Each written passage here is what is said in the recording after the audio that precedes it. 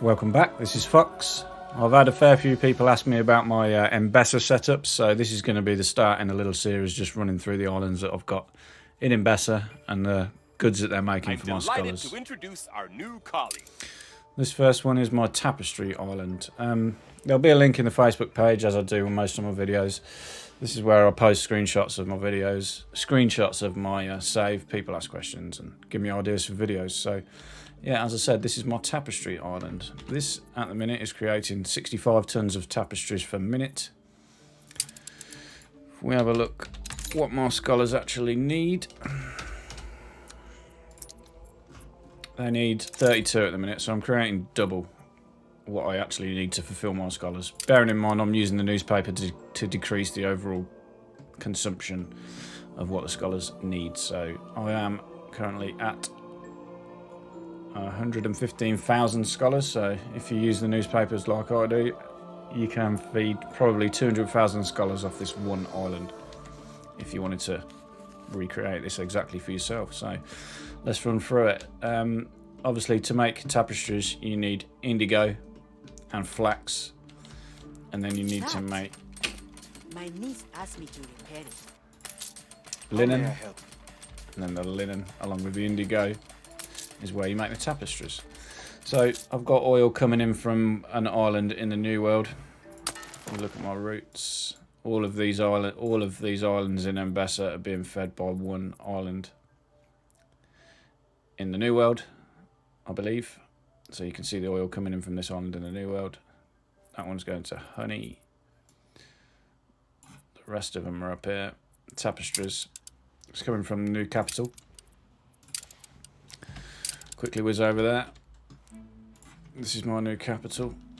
It's got 14 oil wells on here, so it was perfect for this. I'm only using a few of them at the minute. When I need more, I use the Research Institute, drag an Aurora Spring over, bring it to here, and then ship it off to wherever it's needed. So this island at the minute is producing only 24 tons, but these petrol station things, whatever you want to call them, they don't use that much oil at all.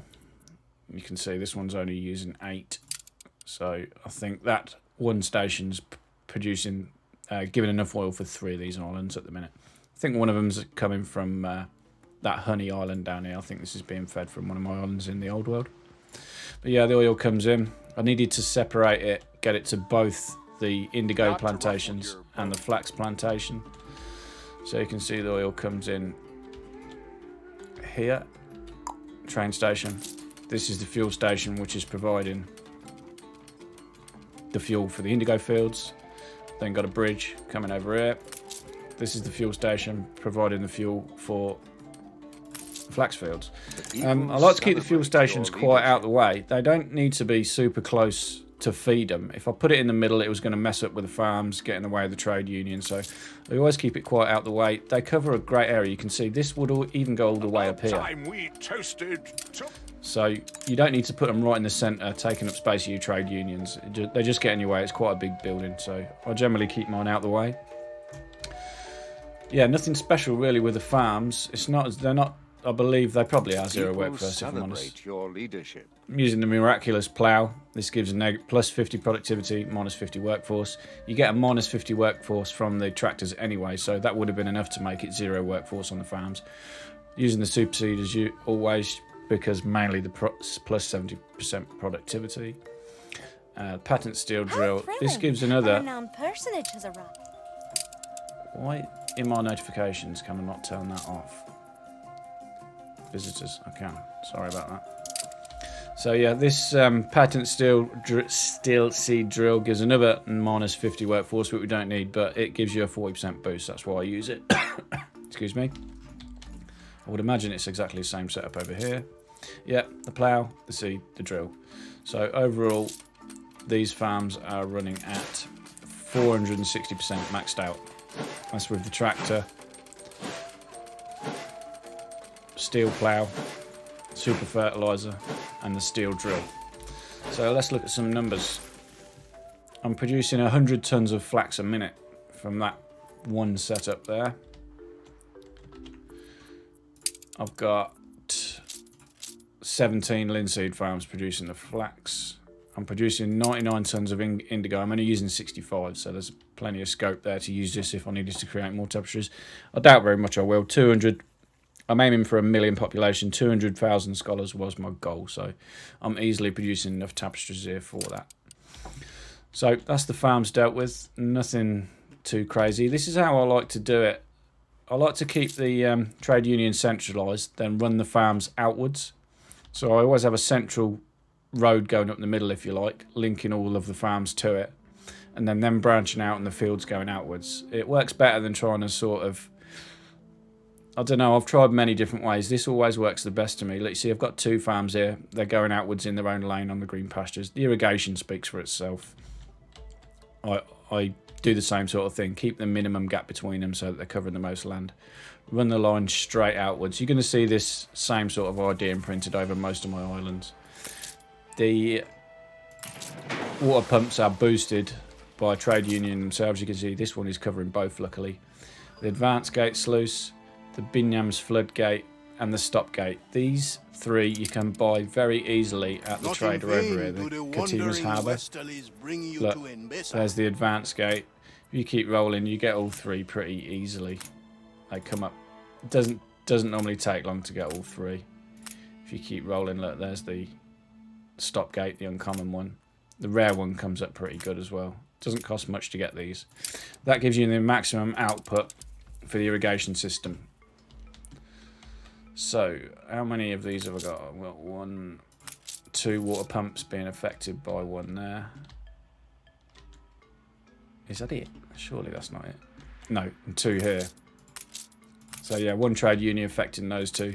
1 trade union affecting those 2. Just sneakily snuck this one down here to give a fire station for the presence of a virtuoso.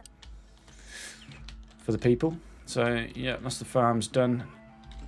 This one was a little bit more involved. I couldn't do the straight down and branched out because I was having to work around this island in the middle there, and it left just enough space for me to have this trade union cluster here creating the linen. So we'll go over that now. Linen uses the flax. Specialists I've got for this are the power loom. This is rare. There is a better one, but this affects all cloth industries, gives me a 33% productivity. Using the ferrous, 50% productivity, minus 10 workforce, minus 10 maintenance costs, minus 20 riots, and the bell giving me minus 50% workforce. So these are working at negative 50, 60, negative 85% workforce. So each one of these is only using 10 shepherds. The linen, the amount of linen I'm producing is just under 92 tons a minute. Nothing crazy. Just all group round a trade union, these specialists. Got some big warehouses here. Before I started this video, these warehouses were 1 grade down. I had to upgrade them because I realised that they were being overrun, just like some of these are now. You can see the little notification on the head. Yeah, so the flax goes to make the linen. The indigo then goes into the tapestry manufacturers. What are they called? Tapestry looms. With the linen and makes the tapestries. So I've got 1, 2, 3, 4, 5, 6, 7, 8, 9, 10, 11, 12, 13, 14, 15, 16, 17, 18. Only 19 tapestry looms. 18, sorry, tapestry looms. Making the actual tapestries. And as I said before, these are making 65 tons a minute. Specialists. This chap is, I got him from Katima as well. Megan, the master craftsman. He affects tapestry looms and ceramic workshop. Productivity plus 40%. The main reason I used him is because he substitutes the workforce for shepherds. It's a lot easier to maintain. You can see I've only got this one little cluster of elders on here. That's all I needed. The next one, extreme loud bell, again decreasing the workforce, and the Hopdale loom. This one gives 40% productivity and minus 25% workforce. This affects all cloth industries. So these are running at minus 75% workforce, and they are only shepherds. You can see I've got 247 more shepherds than I need on this island, mainly because of these reductions. If we go into the items, type in tapestry looms, identified. This is the only specific item or specialist, if you like, dedicated to tapestry looms. The rest of them are just generic ones or cloth ones that you can use in the old world, new world. There is this chap down here. He just decreases the chance of fire. It's nothing special. So yeah, decided to use him mainly for the 40% productivity boost to substitute the workforce. The rest, say this epic loom, Ferris and the Bell, seemed like the wise option for me. That is overall. Show them around. They're running at 180%. The game is maxed out. So nothing crazy, no big numbers, but producing me double the amount of tapestries that I need to fulfill my scholar needs. So yeah, I enjoy doing these little puzzles. I love building the farms and stuff, working out where you're going to put the farms and doing irrigation and stuff. It's a lot of fun. It's a good challenge, Enbessa. If anybody hasn't got the DLC and thinking of getting it, I would definitely recommend it. The music over here is lovely as well. It's by far the best music, I think, out of any region. I love it. So yeah, there you go. That's my Tapestry Island. Not totally zero workforce, but very low nonetheless. I'm using as 1,000 jobs being 1,000 people being used. Most of them are going to be shepherds. Yeah, island balance of plus 247. Oh, This salt is just being used to create with the dried meat, just to create the elders happy with their dried meat. Goat farm, dry house. Nothing crazy. There's the Sangha farm. Yeah, there's my tapestries. I hope you enjoyed this. The next one we'll be going over is the Tea for Scholars. This is a 100% zero workforce island. You can see I've got no farms on here whatsoever. I'm not using the whole island, not by a long shot.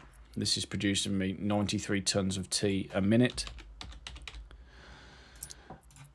Again, my scholars at the minute are only using 40, so I've got enough to double my amount of scholars from this one little island making tea. Cool specialists, zero workforce, boosted by tractors again. Yeah, we'll go over that in the next one. Okay, hope you learned something again. I hope you enjoy this. Stay tuned for the next one. Cheers.